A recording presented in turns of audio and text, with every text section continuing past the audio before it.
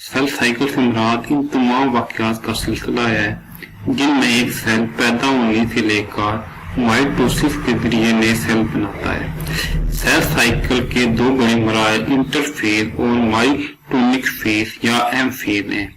Myotonic phase cell cycle का निस्बतन एक मुख्तसर मरहला है। ये एक लंबे इंटरफेज के साथ अदल बदल कर आता है जिसमें सेल अपने आप को डिवीजन के लिए तैयार करता है। इंटरफेज के दौरान सेल की मेटाबॉलिक सरगर्मियां अरूज पर होती हैं और वो अपने ज्यादातर फ़आल सरंजाम दे रहा होता है।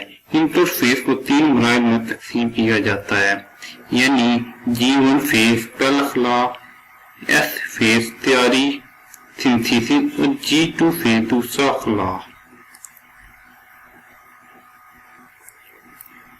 G1 फेज पैदा होने के बाद एक सेल अपना सेल साइकिल G1 फेज से शुरू करता है।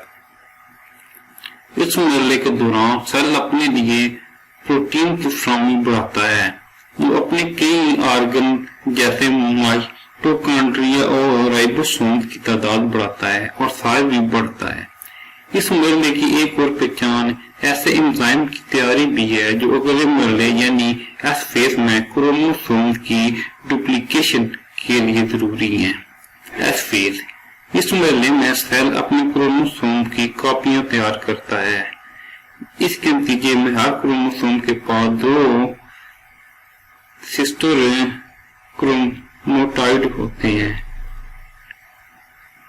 G2 फेज इस मरहले में सेल 2 प्रोटीन तैयार करता है जो माइटोसिस खास तौर पर स्पेंडल फाइबर बनाने के लिए जरूरी होती हैं।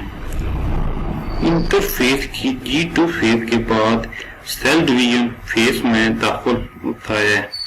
डिवीजन फेज की पहचान माइटोसिस है जिसमें सेल वोड्राइड सेल में तकसीम होता है। ऐसे सेल जिन्होंने मुस्तकिल या आदि तौर पर तकसीम का अमल खत्म कर दिया हो, इन्हें ख्वाबीदगी तकसीम न करने का हालत में समझा जाता है और इनकी जिंदगी का ये मरहला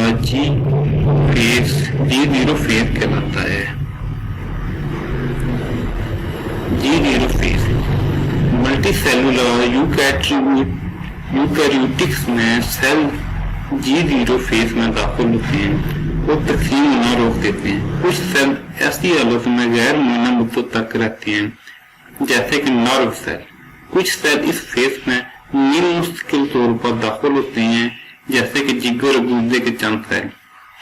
इसी तरह कई सेल जैसे कि एपिथेलियल सेल कभी भी G0 फेज में दाखिल नहीं होते और जानदार की तमाम जिंदगी दौरान तकसीम होते रहते हैं।